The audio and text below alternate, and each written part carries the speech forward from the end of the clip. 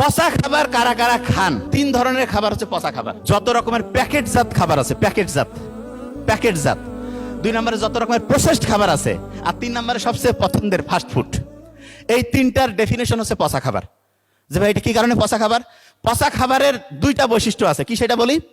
1 number হচ্ছে এর মধ্যে ফাইবার একদমই নাই, ফাইবার একদম নাই। আর 2 নাম্বার হচ্ছে এই খাবারটা খাওয়ার পরে দ্রুত রক্তের মধ্যে গ্লুকোজ বেড়ে যায়। রক্তে যখন গ্লুকোজ বেড়ে যায় না, তখন ইনসুলিনের হচ্ছে ঝড় লেগে যায়। রক্তে যদি একসাথে প্রচুর গ্লুকোজ চলে আসে, তাহলে বুঝতে হবে শরীর তখন বলে যে আমাদের শরীরের মধ্যে আগুন লাগছে। আগুন লাগলে আপনি কি করেন? ফায়ার ব্রিগেড ডাকেন না? আপনার শরীরে, আমার শরীরে যদি আগুন লাগে, আপনি কাকে ডাকবেন?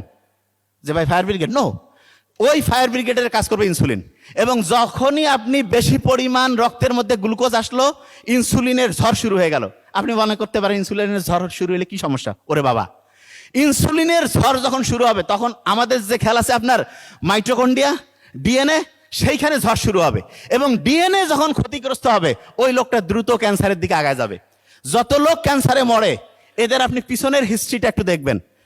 প্যাকেটজাত খাবার, প্রসেসড খাবার, ফাইবার কম এই জাতীয় খাবার, ফাস্ট ফুড, এইরকম ফালতু খাবার সবচেয়ে বেশি পরিমাণ খায়। মেয়েরা বোধহয় বেশি খায় একটু, না? এবং মেয়েরা মনে করতেছে আমরা তো তাও বেশি দিন বাঁচতেছি। শুনেন,